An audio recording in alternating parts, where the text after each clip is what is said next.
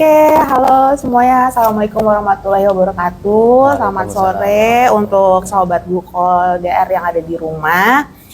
Senang banget nih kita bisa ketemu lagi di sore hari ini. Semoga sobat Gluko yang ada di rumah semuanya dalam keadaan sehat ya. Alhamdulillah kita bisa ngobrol sore lagi di bulan April ini. Sore ini kita akan ngobrol santai bareng Gluko DR dan kita akan membahas mengenai hubungan diabetes dan kolesterol. Nah, sebelum kita masuk ke pembahasan nih, aku akan ngasih sedikit informasi nih ke sobat Gluko DR yang ada di rumah, bahwa menurut WHO, terdapat 100 juta orang di dunia dengan diabetes mellitus. Nah, angka ini terus meningkat pesat setiap tahunnya. Di Indonesia sendiri, prevalensi diabetes ini meningkat dari tahun 2007 hingga 2013 itu sebesar 9,1 juta. Menurut data International Diabetes Federasi juga pada tahun 2015 menyatakan bahwa estimasi jumlah penderita diabetes di Indonesia ini diperkirakan sebesar 10 juta. Dan ini sesuai dengan kondisi di dunia di mana diabetes ini menjadi salah satu penyebab kematian terbesar di Indonesia. Dan menurut data Sample Registration Survey tahun 2014 juga menunjukkan bahwa diabetes merupakan penyakit dengan kematian terbesar nomor 3 di Indonesia dengan presentasinya sebesar 6,7%. Nah, untuk Sobat Gluko kan kita juga sudah masuk ke bulan Ramadan nih, tentunya kita akan selalu bertemu dengan makanan dan minuman manis.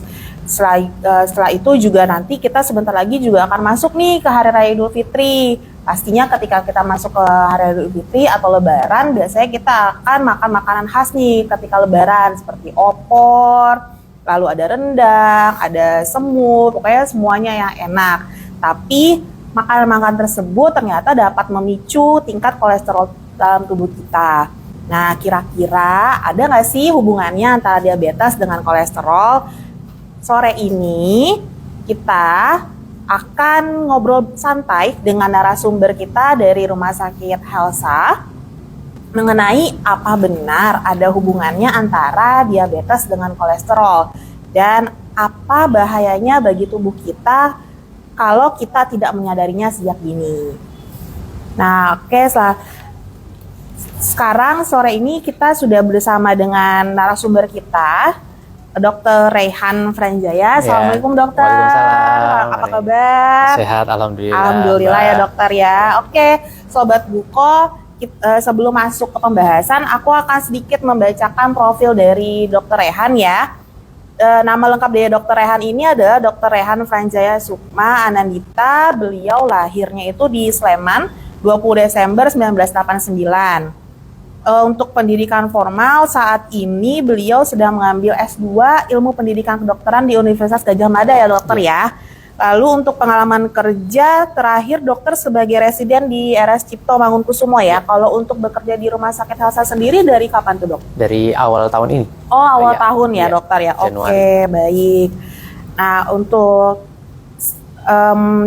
selanjutnya saya sebelum kita masuk ke pembahasan nih, kita akan kasih tahu ke Sobat Gluko yang ada di rumah untuk terus ikutin live IG ini sampai dengan selesai. Jangan lupa juga untuk memberikan pertanyaan karena nantinya akan ada 5 orang dengan pertanyaan terbaik yang akan kita kasih hadiah menarik. Jadi jangan kemana-mana, terus pantengin Instagram kita hari ini ya.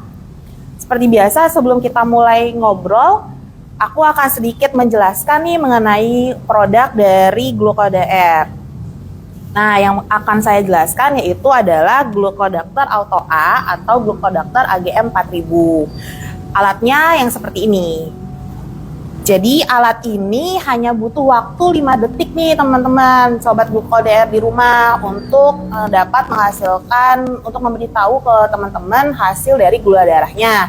Untuk volume sampelnya sendiri dia sedikit ya teman-teman, dia hanya butuh 0,5 mikroliter aja dan dalam waktu 5 detik kita udah tahu nih hasil gula darah kita itu berapa. Untuk rentang pengukurannya sendiri dia ada di 20 sampai 600 mg per desiliter. Untuk akurasi dari alat ini, dia memiliki akurasinya cukup tinggi, 99%.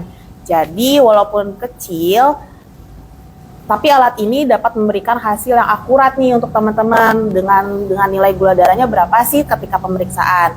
Selain itu, walaupun kecil device-nya, tapi dia sudah memiliki memori sampai 500 memori. Jadi kalau misalnya teman-teman ngecek hasil darahnya, itu akan tersimpan di sini sampai dengan 500 hasil uji. Nah, kebetulan kita juga ada stripnya. Stripnya sendiri juga ada, Glucodactor Auto A. Jadi dia ada khusus stripnya sendiri. Umur simpan dari strip ini dia bisa sampai 4 bulan setelah tabung ini dibuka. Tapi kalau misalnya untuk tabungnya belum dibuka, dia bisa sampai 24 bulan dari masa produksi. Untuk promo, kebetulan kita juga lagi ada promo nih teman-teman. Untuk promo, seperti yang bisa dilihat ya, kita ada promo produk dari Glucodactor juga, tapi dengan tipe biosensor. Nah, ini teman-teman bisa dapetin produk Glucodactor biosensor ini dengan harga 181.350.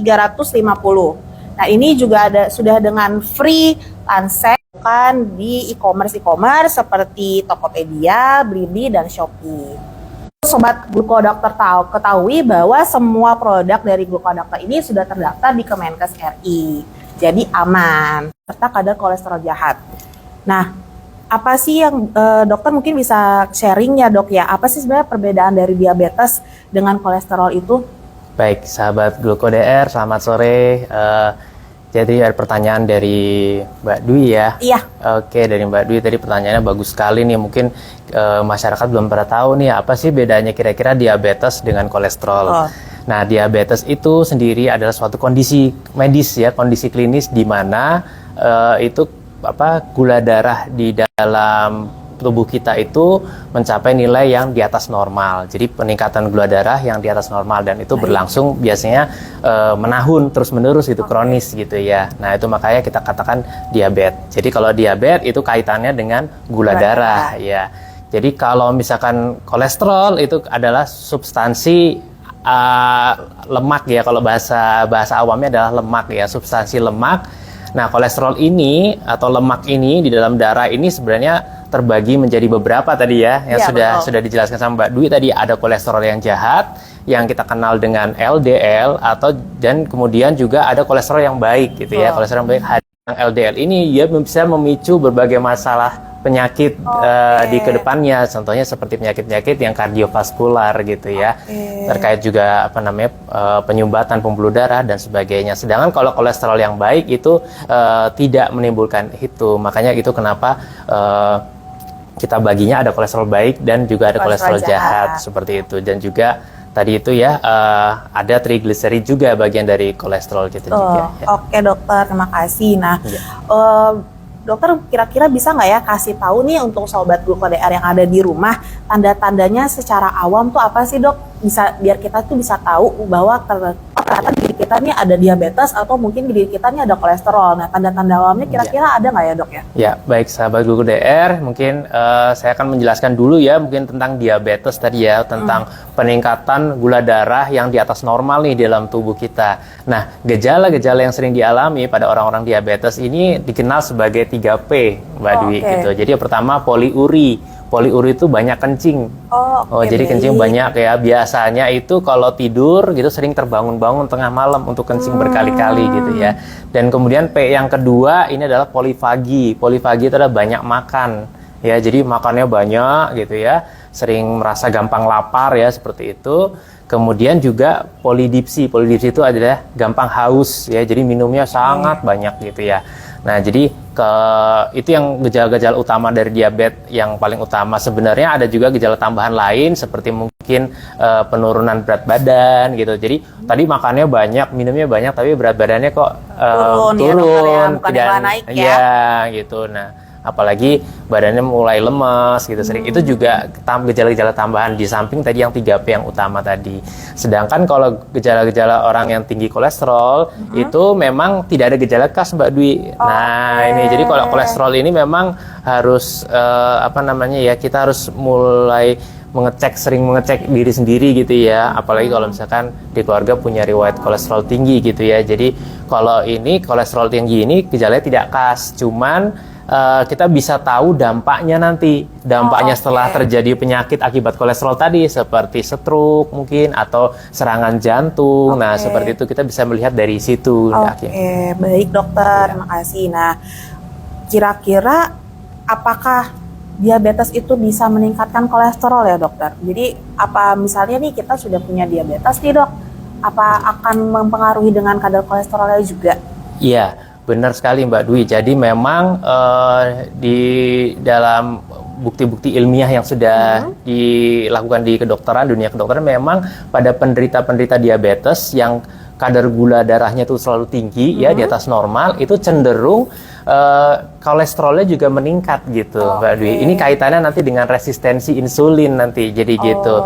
Jadi saya jelaskan secara singkat saja. Jadi memang karena resistensi insulin tadi, ada yang resistensi mengakibatkan tadi itu gula darahnya yang ada di darah sulit masuk ke otot, jadi nggak bisa dipakai gitu. Akibatnya tubuh itu memecah lemak dari tubuh kita sehingga lemak tadi berada di pembuluh darah kita. Akhirnya lemak-lemak tadi menimbulkan kolesterol kita akhirnya juga jadi tinggi seperti itu. Jadi memang orang-orang diabetes itu cenderung memang resikonya lebih tinggi untuk menderita hiperkolesterolemia. Jadi kolesterol yang tinggi itu juga sangat rentan gitu ya. Bahkan pada penderita diabetes itu menurut riset yang dilakukan itu adalah 70%-nya adalah penderita dislipidemia juga atau hiperkolesterol ini tadi gitu. Oke dokter. Nah, untuk ukuran normal gula darah dan kolesterol sendiri itu berapa ya dok kira-kira? Oke, baik. Apabila kalau misalkan kita ngecek gula darah nih sahabat GlukoDR, kita harus pastikan dulu apakah ini gula darah puasa atau bukan puasa. Nah, itu dulu ya. Gula darah sewaktu ya dok. Iya, kalau gula darah sewaktu atau puasa. Nah, kalau puasa itu minimal pasiennya atau kitanya sudah puasa minimal sekitar 8 sampai 12 jam gitu ya. Ya minimal 8 jam sudah puasa. Kalau memang itu dilakukannya setelah puasa, berarti itu kita namakan gula darah puasa. Nah, gula darah puasa ini nilai normalnya adalah kurang dari 126 gitu. Kurang dari 126 ya dok ya. Betul. Dan kalau misalkan gula darah yang sewaktu atau mungkin yang sesudah makan itu adalah kurang dari 200 normalnya seperti itu. Oke dokter. Nah kalau untuk kolesterol sendiri dok? Ya, untuk kolesterol ini kita bisa mengeceknya baik kolesterol total secara keseluruhan maupun secara bagian-bagian partnya dari kolesterol tersebut seperti LDL, HDL maupun trigliserida. Ya. Kalau untuk kolesterol total itu nilai optimalnya itu normalnya kurang dari 200 gitu Mbak Dwi. Sedangkan LDL nih yang tadi kita bilang kolesterol jahat nih, nah ini yang penyebabnya dari berbagai macam penyakit nih LDL, nah itu maksimal kurang dari 130 seperti itu. Sedangkan HDL ini kolesterol yang baik, ya ini kalau misalkan yang bagus yang tinggi ya di atas 60 gitu, yang bagus justru yang tinggi gitu, karena kan ini kolesterol baik gitu ya, jadi di atas 60. Kalau untuk trigliserida sendiri? Trigliserida itu kurang dari 150 nilainya. Kurang dari 150 ya dokter ya. Nah mungkin dokter juga bisa bantu jelaskan ya dok buat teman-teman sobat GlukoDR yang ada di rumah nih, diabetic dyslipidemia itu apa sih dok? Jadi tadi disebutkan diabetic dyslipidemia ya. Jadi ada gangguan metabolisme lemak pada pasien-pasien diabetes. Jadi memang benar tadi sudah dikatakan bahwa pasien-pasien diabetes itu memang cenderung mempunyai kolesterol yang tinggi gitu ya. Di sini dinamakan dyslipidemia karena nggak semuanya naik gitu ya. Jadi kayak memang ada gangguan metabolisme lemak yang menyebabkan ada yang naik dan ada yang turun. Nah, yang naik ini adalah yang jahat-jahat tadi. LDL ya, trigliserida yang penyebab penyakit-penyakit berbahaya ya. Kemudian HDL-nya justru rendah. Nah, jadi ini dikatakan diabetik dislipidemia karena pada pasien-pasien diabetes itu cenderung mempunyai gejala tadi itu kolesterol jahatnya itu tinggi, tapi kolesterol baiknya rendah. Nah, itu ya. Nah, jadi kalau untuk penyebabnya sendiri berarti ada tadi terkait dengan insulin berarti ya dokter, betul. Ya untuk penyebabnya ya dok. Oke dokter, nah kalau misalnya penyakit ini siapa aja ya dok kira-kira yang bisa terkena penyakit diabetik dislipidemia ini? Oke, dari namanya tadi kita kenal diabetik dislipidemia, artinya pasien-pasien di sini yang mengalami hiperkolesterolemia atau dislipidemia ini adalah pasien-pasien yang semua pasien diabetes. Jadi semua pasien yang sudah didiagnosa oleh dokter sebagai pasien diabetes, maka dia pula berisiko untuk terjadinya dislipidemia gitu ya. Dia tuh orang-orang yang berisiko ya. Kalau tadi saya bilang 70% yang pasien diabetes itu adalah pasien-pasien dislipidemia juga gitu. Nah, jadi harus diwaspadai orang-orang tersebut. Nah, kemudian yang kedua adalah pasien-pasien yang dengan resistensi insulin, mungkin belum sampai diabetes, tapi dia sudah mengalami resistensi insulin nih, gejala-gejala resistensi insulin nih.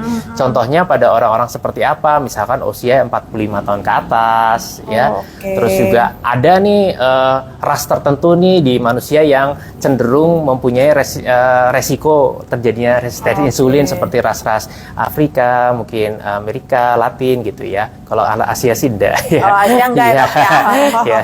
Oke, gitu. dok. Nah, kalau misalnya untuk penyakit ini sendiri, apa ada faktor genetik ya, dok?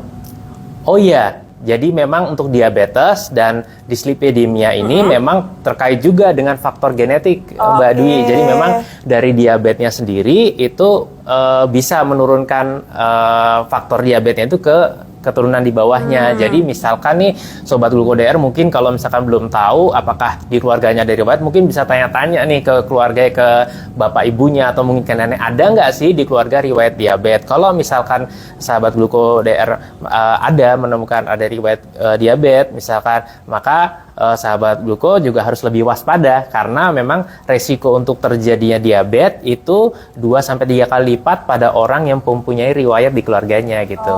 Jadi memang orang yang mempunyai riwayat diabetes di keluarganya itu mempunyai kerentanan yang lebih tinggi gitu ya. Walaupun tidak harus pasti jadi diabetes, enggak sih gitu. Nanti makanya kita ada kiat-kiatnya gitu ke depannya. Dan juga itu berlaku untuk dislipidemia juga ya, dengan riwayat dislipidemia di keluarga itu juga bisa faktor itu bisa diturunkan seperti itu. Jadi untuk penyakit diabetik dislipidemia ini pengaruh dengan orang yang mengalami resistensi insulin ya dok ya. Jadi walaupun dia belum diabetes atau ada resistensi insulin, berarti dia bisa terkena itu. Iya betul gitu. Jadi pertamanya kan memang sebelum pasien itu diabetes biasanya sudah ada gejala-gejala resistensi insulin. Ya jadi misalkan gula darahnya itu sudah mulai meningkat gitu, gula darah puasanya terutama ya, gula darah udah mulai meningkat ya, walaupun belum sampai 126 tapi mungkin sudah di antara 100 sampai 125. Nah, itu adalah gula rentan. Jadi itu kita istilahnya kita katakan glukosa puasanya sudah terganggu nih gitu. Metabolisme glukosanya sudah terganggu. Nah, resistensi insulin tadi itu kan menyebabkan jadi glukosa yang kita makan itu, kita masuk ke dalam darah itu nggak bisa dipakai untuk otot kita untuk jadi bahan bakar nih. Nah, karena ada resistensi insulin tadi. Nah, akibatnya tubuh kita nanti meresponnya dengan cara memecah lemak-lemak yang ada di tubuh kita gitu untuk sebagai sumber tenaga.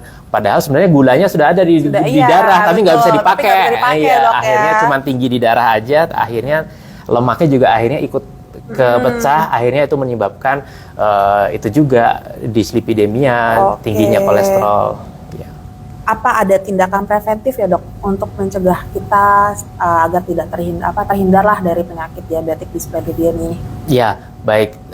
Jadi tindakan-tindakan preventif ya. Memang pengobatan yang terbaik itu adalah pengobatan yang preventif ya. Jadi jangan sampai kita mengobati. Betul. Ya, pencegah lebih baik daripada mengobati. Betul. Nah, untuk yang pertama yaitu pastikan kita pertama dari diet dulu nih. Nah, jadi dietnya mungkin nih puasa nih mungkin banyak yang kalau pas buka ini suka berlebihan ya dalam hal gula maupun lemaknya. Nah, yang perlu diwaspadai adalah kalau misalnya terkait diabetes itu gula-gula yang simple ya, seperti gula-gula dapur gitu ya, gula-gula minuman, itu gula-gula yang simple. Nah, mulai dikurangi atau dibatasi gula-gula yang simple itu, dan kita mungkin ganti dengan karbohidrat atau gula-gula yang kompleks seperti kayak nasi gitu ya. Jadi nasinya kalau mau yang lebih bagus yang nasi merah gitu ya. Kemudian juga mungkin roti gitu ya. Jadi memang minuman-minuman manis itu memang harus dibatasi gitu ya, karena itu akan cenderung cepat meningkatkan gula darah kita. Dan kemudian untuk lemaknya sendiri, hindari nih sahabat Gluko.dr, lemak-lemak lemak jenuh dan lemak trans. Wah, itu bulan puasa nih dok, lemak nih. Iya. Gak jauh dari gorengan ya sobat Betul. Gluko ya. Wah, itu kalau dari nih, gorengan tuh banyak sekali tuh lemak trans dan lemak jenuh. Biasanya makanan-makanan olahan juga nih, biasanya kayak nugget, sosis, makan olahan cepat jadi seperti itu ya. Jadi kalau misalkan itu banyak kadar lemaknya, terus kemudian biskuit dan segala macam. Nah, itu sebenarnya bukannya tidak boleh, cuman dibatasi ya. Dan kita juga memperbanyak sumber-sumber lemak yang baik gitu ya, seperti minyak ikan gitu ya. Omega 3 itu juga bagus. Kemudian juga dari kacang-kacangan, mungkin kacang-kacang almond atau dan sebagainya. Kemudian juga minyak yang baik ya, minyak zaitun, mungkin dari situ sumber minyak yang baik tadi bisa menurunkan nanti lemak-lemak jahatnya gitu dengan masuknya lemak-lemak yang baik gitu. Oke dok, nah kalau misalnya ini dok, selain kita jaga makanan ya dok, ya jaga pola makan dan juga kontrol gula darah kita nih dok, ada lagi nggak sih dok cara untuk kita mencegah hal yang tidak diinginkan? Bisa, pertama tadi diet ya teman-teman ya, kemudian juga aktivitas fisik nih. Nah, tadi kan kalau terkait diabetes itu terkait dengan resistensi insulin. Nah, itu bisa diatasi dengan cara banyak aktivitas fisik. Dengan aktivitas fisik, maka otot-otot kita banyak bergerak. Banyak terjadi pembakaran dan bergerak ya, dan itu memicu gula darah tadi yang dari dalam darah yang numpuk tadi bisa dipakai ke otot gitu. Jadi dengan aktivitas fisik itu akan menurunkan resistensi insulin juga gitu. Dan tentunya selain diet dan aktivitas fisik itu juga nanti kaitannya dengan berat badan. Mbak Dwi ini kan karena tadi kan resistensi insulin juga disebabkan karena mungkin deposit lemak, karena banyaknya lemak di tubuh kita nih. Jadi gula itu susah masuk otot, jadi kebanyakan lemak gitu ya. Nah, itu juga bisa dilakukan ya dengan menurunkan berat badan itu ya tadi mungkin dengan diet dan aktivitas fisik, nanti keluarannya adalah otomatis turunnya berat badan gitu. Dengan turunnya berat badan nanti terhindar dari diabetes dan juga kolesterol dislipidemia tadi.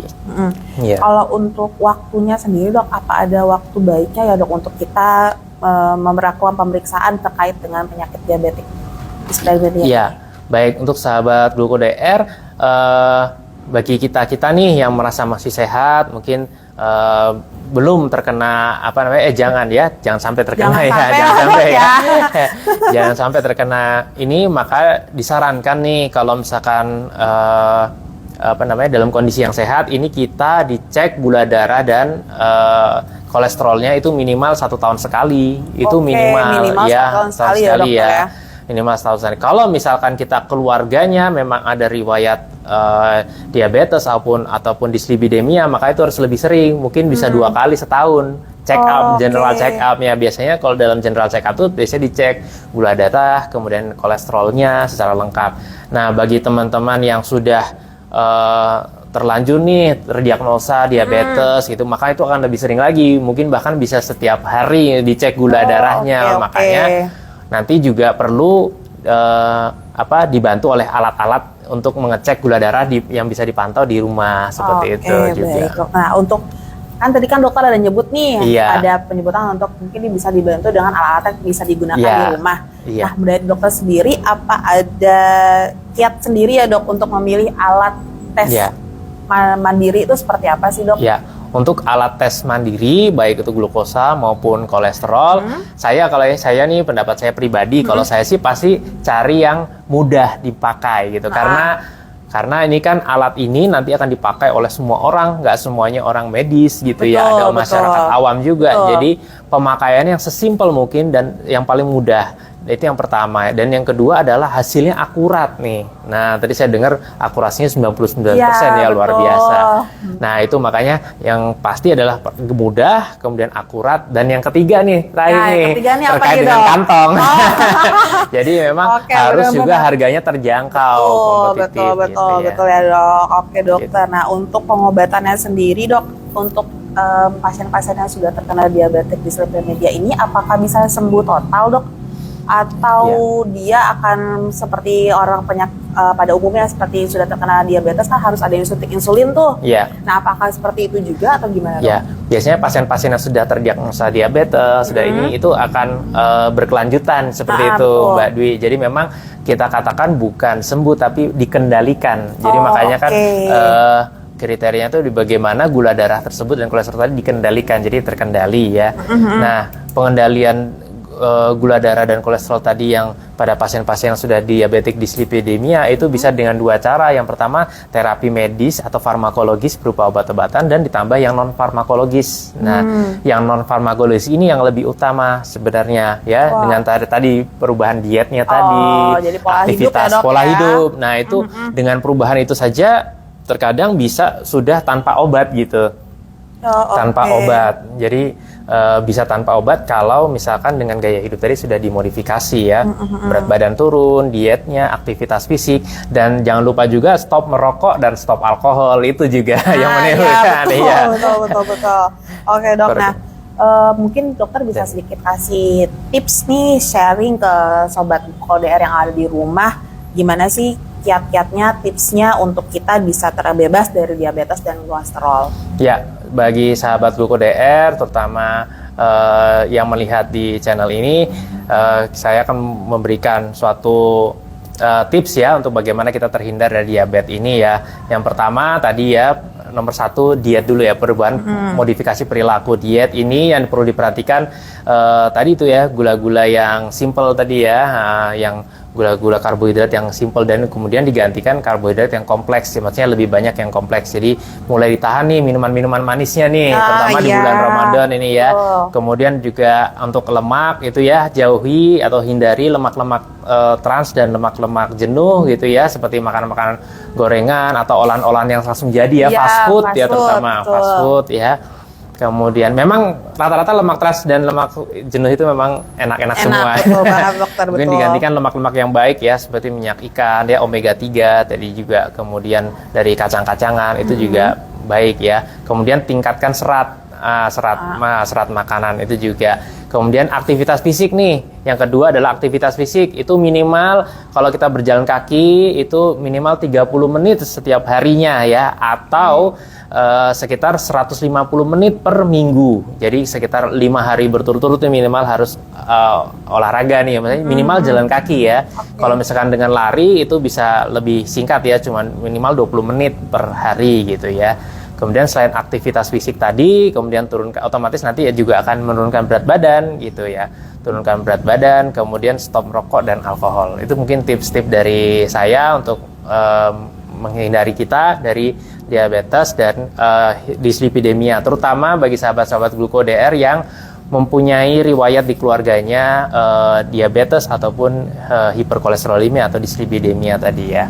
Oke dokter, terima kasih. Nah sobat Gluko, kita sudah selesai nih ke sesi untuk sharing mengenai apa sih hubungan dari diabetes dengan kolesterol. Nah untuk sesi selanjutnya kita sudah masuk ke Q&A. Jadi untuk tadi sobat Gluko di rumah yang sudah mengirimkan pertanyaan-pertanyaannya nih di kolom chat live kita, ini saya akan bacakan, nanti akan Dokter Rehan bantu jawab ya dokter ya. Oke dok, ini ada pertanyaan dari, sebentar saya cek dulu nih namanya.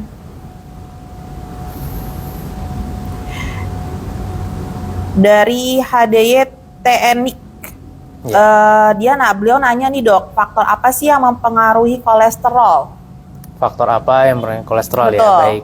Tadi selain yang pertama kita harus lihat dulu konsumsi, intake-nya. Jadi konsumsi itu yang mempengaruhi tingkat kolesterol yang ada dalam darah kita. Jadi seberapa banyak kita makan lemak ya, atau konsumsi lemak ya. Selain itu juga ada faktor genetik juga nih gitu. Jadi ada faktor genetik tadi yang misalkan kalau di keluarganya mempunyai kadar kolesterol tinggi ya, cenderung tinggi. Nah, itu juga harus diwaspadai nih bagi keturunannya. Jadi kemungkinan juga akan bisa menurunkan itu kadar menurunkan ke anak-anaknya itu ya, kadar dislipidemia tadi ya. Kemudian juga pasien-pasien yang sudah di atas usia 40 tahun. Nah, ini kan jauh lebih rentan ya, karena mungkin aktivitasnya mulai berkurang, kemudian juga makanannya mungkin di atas 40 kan sudah ibaratkan sudah mapan gitu ya. Nah, makanannya juga pasti yang lebih enak-enak. Ya, Nah, ya, itu betul. makanya usia-usia di atas 45 tahun sangat berisiko juga untuk terjadinya dislipidemia ini juga. Kemudian selain usia juga bisa ditambah juga tadi misalkan kalau memang sudah ada terjadi resistensi insulin. Nah, pasien-pasien dengan resistensi insulin itu mulai glukosanya itu sudah mulai terganggu nih, walaupun belum sampai kadar batasnya itu belum sampai diabetes, tapi sudah mulai terganggu itu ada gitu. Oke dok, nah beliau juga nanya nih dok, ya. Adakah pantangan atau makanan tertentu yang dihindari? Oke, untuk tadi untuk lemak itu dietnya diet batasi lemak trans dan lemak jenuh nih tadi itu ya. Iya dok. Jadi biasanya hampir semuanya ya seperti gorengan yang kita makan apapun ya itu banyak kan lemak jenuh dan lemak trans ya. Jadi untuk minyak-minyak sendiri yang baik sendiri itu memang kalau kita belanja memang relatif lebih mahal nih. Ya kalau kita belanja di ini kayak minyak zaitun, minyak omega 3, kemudian juga kacang ya tuh. Ya itu juga itu bisa jadi pengganti lemak yang baik juga di situ ya. Dan juga terutama lemak-lemak olahan gitu ya, seperti kayak misalkan kita kan suka keju, susu. Nah, itu sebenarnya banyak sih lemak jenuhnya sama lemak trans, jadi mungkin dibatasi. Nah, memang untuk konsumsi tambahan sendiri mungkin banyak nih sahabat GlukoDR bisa membeli di tempat-tempat terdekat mungkin sumber-sumber lemak yang bagus, minyak ikan gitu yang sudah dalam bentuk kapsul itu untuk tambahan gitu ya, tambahan suplemen lemaknya kalau misalkan memang kurang yang lemak sehatnya seperti itu. Oke dokter, nah ini ada lagi nih dok pertanyaan dari Yunita Umu Zahir. Beliau ada 2 pertanyaan ya dok ya. Yang pertama, apakah diabetes ini bisa terjadi pada anak dan faktor resikonya apa? Lalu yang kedua, apakah seseorang yang memiliki riwayat komplikasi harus terus-menerus minum obat? Oke, ya baik, terima kasih tadi pertanyaannya. Dari Yunita. Jadi Bu Yunita ya. Betul. Jadi memang anak-anak biasa diabetes bisa banget gitu ya. Jadi kita kenal juga selain diabetes ini kalau yang di dewasa ini paling sering diabetes tipe 2 ya. Betul. Sedangkan kalau pada anak biasanya dominan diabetes tipe 1. Ya, itu akibat kegagalan sel pankreas yang menghasilkan insulin. Jadi memang dari lahir tuh, dari bawaan dari lahir. Nah, kalau misalkan tadi sel pankreasnya nggak bisa menghasilkan insulin, otomatis nanti gula darahnya kan nggak bisa turun di dalam darah, ya, tidak bisa dikonversikan menjadi gula yang ada di otot gitu. Nah, itu bisa juga terjadi pada anak-anak. Nah, faktor risikonya tentunya di kehamilannya itu. Kalau diabetes tipe 1 itu biasanya di kehamilannya mungkin sakit atau infeksi selama kehamilan. Jadi makanya bagi ibu yang hamil dipastikan juga nih maksudnya selalu menjaga kesehatannya gitu ya, agar terhindar dari berbagai penyakit baik dirinya maupun ke anaknya nanti. Kemudian juga pada ibu-ibu yang diabetes juga bisa yang tipe 2, kemudian hamil ya, pasien-pasien diabetes tapi hamil. Nah, ini juga resiko anaknya terkena juga diabetes juga. Nah, kalau misalnya tadi pertanyaan selanjutnya dok, apakah orang yang sudah mempunyai komplikasi penyakit harus selalu minum obat ya dok? Ya, untuk komplikasi diabetes dan dislipidemia kan sangat banyak ya. Kalau diabetes terutama itu bisa ke ginjal, ke jantung, ke otak ya.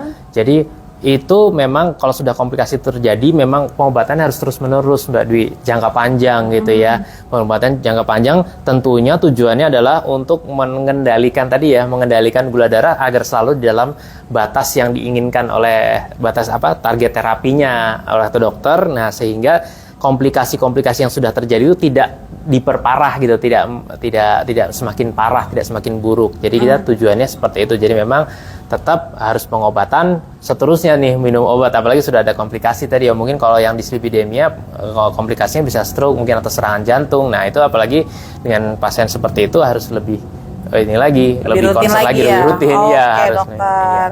Nah selanjutnya nih ada dari dari Almira dokter, maaf. Beliau nanya nih, olahraga yang aman untuk penderita diabetes itu apa ya dok? Ya, oke. Olahraga yang aman ya. Jadi memang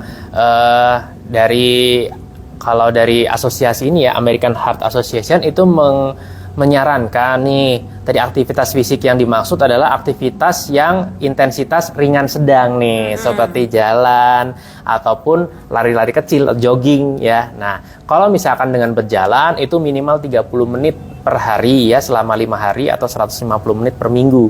Kalau dengan intensitas yang agak sedang seperti tadi jogging itu minimal 20 menit ya, selama 5 hari juga gitu. Kalau intensitas berat itu tidak semua, misalkan kayak gym ya gitu ya, itu tidak semua direkomendasikan sih. Tapi untuk pada penderita diabetes, terutama juga biasanya kan pada pasien-pasien yang di atas 40 ke atas nih, kalau misalkan suruh olahraga yang berat-berat mungkin berat gitu ya, nanti rasanya mungkin dengan olahraga yang simple tadi itu yang jalan kaki ataupun jogging gitu, itu bisa bisa dilakukan dan itu aman untuk pada pasien-pasien diabetes. Oke dokter. Nah kalau untuk tips, ada yang nanya juga nih dok, tips saat puasa agar gula darah tetap normal. Nah apa tuh dok kira-kira? Karena kan kalau misalnya kita tahu pasti kalau orang puasa nyarinya yang manis-manis ya dok. Betul. Es buah lah, atau es teh manis. Nah itu tips sehatnya gimana nih dok? Nah sebenarnya di bagi yang muslim nih kan sudah kita berpuasa ya di bulan Ramadan ini kan sudah kita diajarkan nih sama Nabi kita kalau misalkan kalau sahur itu sebaiknya diakhirkan. Nah itu tujuannya nanti biar gula darah itu tidak terlalu drop pada siang hari dan sore hari gitu. Jadi kalau sahur itu pertama diakhirkan ya, dan juga selain waktunya juga komposisi makanan yang tadi tuh ya, hindari yang lemak-lemak yang tadi tuh, yang lemak-lemak jahat tadi dihindari. Kemudian kalau bisa yang seimbang gitu ya, kemudian dari karbohidratnya, kemudian penuh protein ya, ditambah dengan buah-buahan dan serat terutama ya. Nah itu dengan kualitas makanan yang baik dan waktu makan yang baik, nanti pada saat puasa itu di siang dan sore harinya itu akan, karena gula darahnya bisa terjaga gitu, tidak terlalu drop gitu ya. Dan juga kuncinya adalah pada saat buka puasa.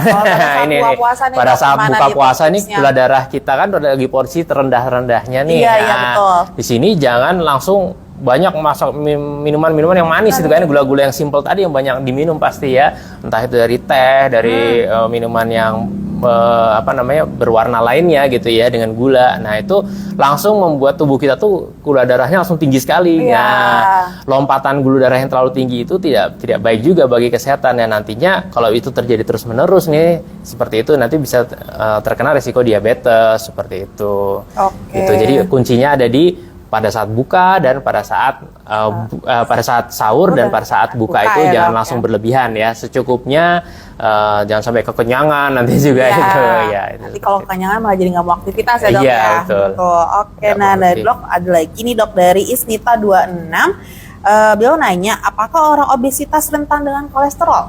Iya, betul sekali. Nih Mbak Dwi, salah satunya makanya tadi faktor risikonya dislipidemia adalah orang-orang kelebihan berat badan ya. Karena dengan sendirinya orang-orang yang kelebihan berat badan itu pasti sel-sel lemaknya cadangan itu lebih banyak daripada orang yang normal gitu. Nah, sel-sel lemak tadi itu kan disimpan di bawah kulit ya, di bawah kulit di dekat otot itu.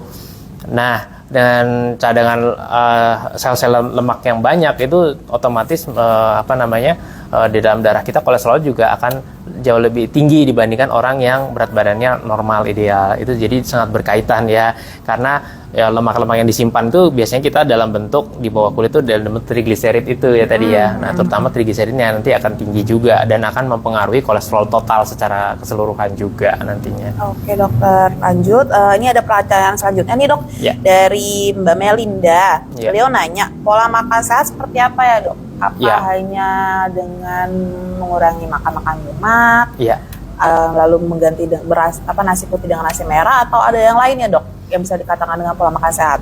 Oke, baik ya. Tadi yang yang dinamakan pola makan sehat yaitu pertama tepat waktunya ya. Tepat waktu dari segi waktu.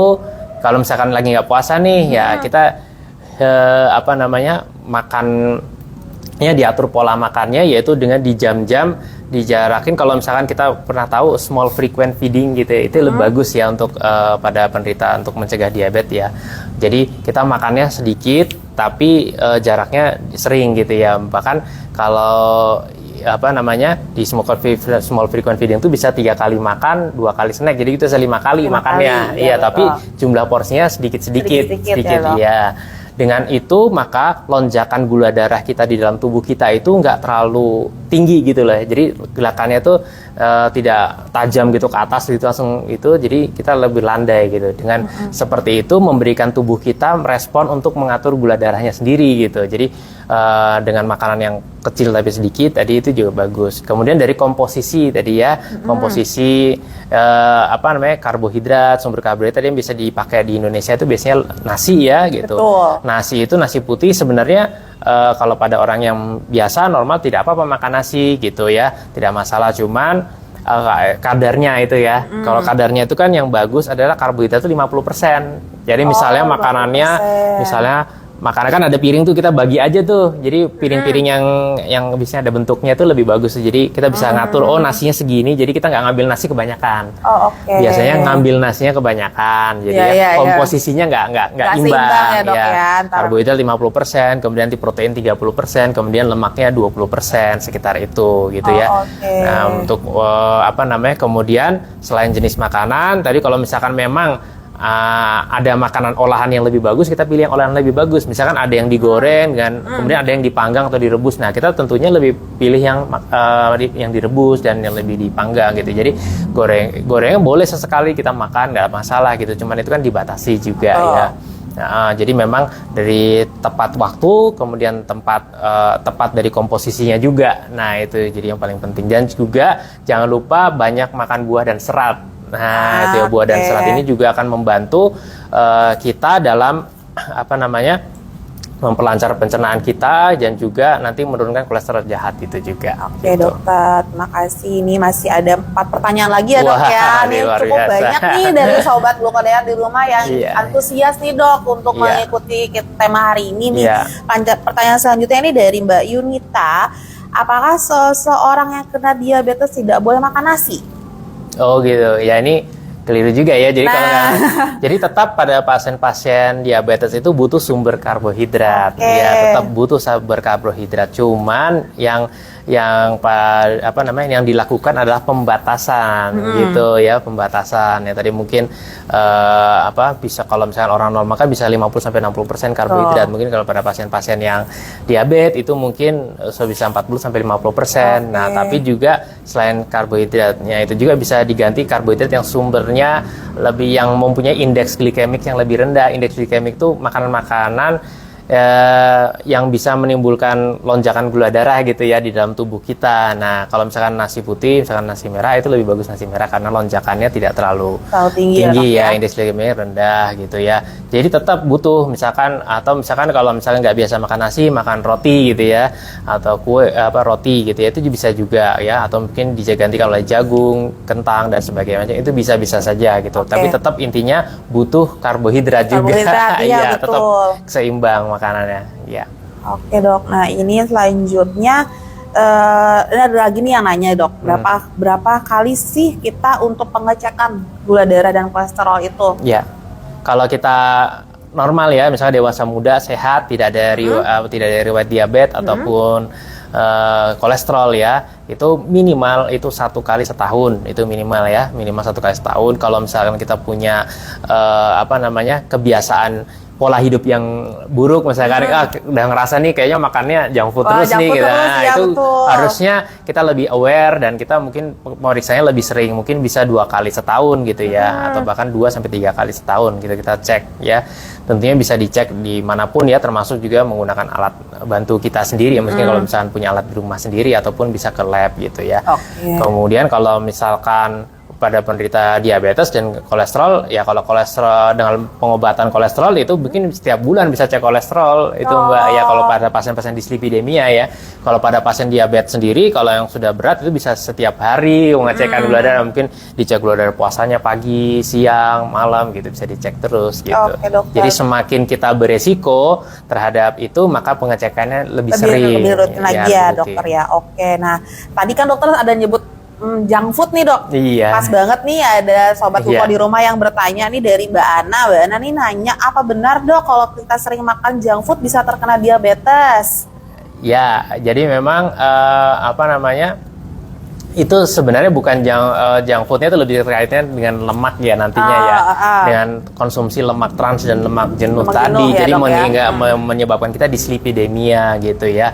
Nah, cuman biasanya yang kita ambil dari sini adalah junk food itu adalah gaya hidupnya. Nah, itu junk biasanya foodnya kalau lebih gaya hidup ya, itu dok. Oke. junk food didampingi dengan minuman makanan yang manis tentunya pastinya. Sekarang kan zamannya orang kopi ya, apa-apa dikit kita ngopi, betul. pagi siang nongkrong ngopi, apalagi dengan minuman teh juga yang berasa sekali berbagai beragam dengan bubble dan segala macam. Nah, itu juga banyak menjadi sumber-sumber gula akhirnya yang sebenarnya gula tersebut harusnya bisa ditekan ya sedangkan kita itu konsumsi gula itu cuman 8 sendok teh nih per hari ini targetnya. Kadang itu bisa lebih tuh kalau misalnya kita minuman itu bisa lebih dari itu, bisa meningkatkan kadar gula darah ya. Jadi lebih ke kalau ada kaitan dengan junk food dengan diabetes itu lebih ke nanti gaya hidupnya itu ya tadi ya. Gaya hidup makanan junk food itu pasti diiringi dengan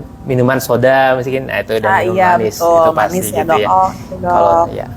Nah, ini ada pertanyaan dari Ibu Yati. Nah, beliau bilang nih dok, kalau beliau adalah penderita DM1 tipe 1. Oh, tipe 1. Mengalami fatty liver juga. Nah, apa penyebabnya apakah ada penyebab dengan nilai kolesterol yang tinggi? Ya, baik sahabat Glukodair, terima kasih dari Ibu siapa tadi? Yati. Ibu Yati ya, penderita diabetes tipe 1. Jadi memang kalau pada penderita diabetes tipe 1 itu mutlak menggunakan insulin. Ya, seumur hidupnya menggunakan insulin. Kalau enggak nanti gula darahnya akan tinggi terus dan itu berbahaya ya. Dan kemudian tadi ditanyakan apakah itu terjadi ada fatty liver juga ya. Itu sangat berkaitan. Itu sangat berkaitan dengan tingginya kadar kolesterol di dalam darah, karena tadi pasien-pasien yang apalagi diabetes tipe 1 ya, yang sangat bergantung dengan insulin, itu otomatis dari awal dulu, dari awal lahir sampai sekarang itu sangat bergantung, dan kondisi gula darahnya itu cenderung tinggi ya di dalam darah. Nah, itu dengan kadar resistensi insulin dan kadar gula darah yang tinggi itu menyebabkan juga tadi cenderung kolesterolnya juga tinggi dari dalam darah. Jadi sudah terpapar dengan kolesterol itu jauh lebih lama dibandingkan orang diabetes tipe 2 kan mungkin baru saat dewasa itu yang munculnya. Nah, ini sudah dari kecil. Nah, makanya dengan kadar kolesterol yang tinggi secara bertahun-tahun ya, lama, kronis, itu bisa menyebabkan komplikasi juga tadi yang dibilang fatty liver. Jadi sel-sel livernya itu di hatinya itu mulai banyak lemak, di deposit lemak. Iya, betul. Oke, gitu. dokter. Nah, ini terakhir nih dok, pertanyaan terakhir dari Mr. Alvinur. Iya. Olahraga yang sesuai untuk karyawan yang bekerja dari pagi sampai sore itu apa ya dok? Karyawan nih. Nah, ini sekarang nih banyak nih kan kalau karyawan itu sudah mulai berangkat kerja menggunakan sepeda. Kalau misalkan sepeda, Mbak Dwi pernah dengar komunitas Bike to Work. Nah, itu sangat jadi contoh yang sangat baik itu bagi karyawan, karena mungkin dia harus masuk pagi gitu ya. Gimana caranya tetap bisa berolahraga nih Mbak Dwi? Ya itu tadi mungkin bisa membeli sepeda, kemudian kita naik ke kantor itu naik sepeda gitu. Naik sepeda. Selain itu juga bisa jalan kaki juga. Nah, jalan kaki tadi kan juga terbagian dari aktivitas fisik juga nih. Jadi misalkan nih dari rumahnya mungkin tidak usah naik kendaraan gitu. Jadi kita jalan kaki sampai ke halte, mungkin naik angkutan umum, itu akan juga dengan sendirinya akan menambah aktivitas fisik kita. Apalagi kalau itu dilakukan berangkat dan pulang pulangnya Kerja, gitu ya. ya, Jadi kan itu bisa oke. diakumulasi, kita mungkin bisa berjalan bisa lebih dari 30 menit jadinya ya aktivitasnya seperti itu. Jadi buat karyawan sebenarnya tidak usah khawatir karena banyak cara juga nih. Even itu dengan jalan kaki menuju tempat kerja maupun pulang ataupun menggunakan sepeda itu sudah dapat meningkatkan aktivitas fisik kita juga dan tentunya meningkatkan kebugaran kita juga. Oke dokter, baik. Untuk sesi tanya jawabnya sih Ya. sudah selesai ya dokter ya. Oke Sobat Gluko, mungkin sebelum saya tutup nih, mungkin dokter bisa sharing lagi pola hidup sehat agar terhindar dari diabetes dan kolesterol seperti apa ke Sobat Gluko Ya, yang ada di rumah. baik saya ulangi tips-tipsnya. Tadi yang pertama adalah diet ya, diet rendah lemak jenuh dan lemak trans ya. Kemudian batasi minuman-minuman yang manis-manis ya, dibatasi ya, bukan tidak boleh. Kemudian untuk aktivitas fisik itu yang intensitas ringan atau sedang saya sudah cukup ya 30 menit per hari selama 5 hari. Kemudian dengan begitu nanti akan sendirinya akan turunkan berat badan. Yang ketiga, kemudian stop merokok dan juga stop alkohol. Oke dokter, terima kasih dokter atas informasinya yang sudah disampaikan kepada kita di sore hari ini. Semoga apa yang sudah disampaikan oleh dokter hari ini bermanfaat untuk kita dan menjadikan diri kita ini menjadi selalu ingat nih pola hidup sehat agar terhindar dari diabetes. Amin. Nah untuk Sobat Gluko DR yang ada di rumah, terima kasih juga sudah gabung di acara ngobrol santai sore bareng hari ini dengan narasumber kita Dr. Rehan dari Rumah Sakit Halsa. Untuk teman-teman jangan lupa selalu menebar kasih sayang dengan orang-orang di sekitar kita. Salam sehat dan kontrol gula darah sejak dini. Masa depan Anda akan terlindungi. Terima kasih. Assalamualaikum. Selamat sore. Assalamualaikum. Dadah. Iya.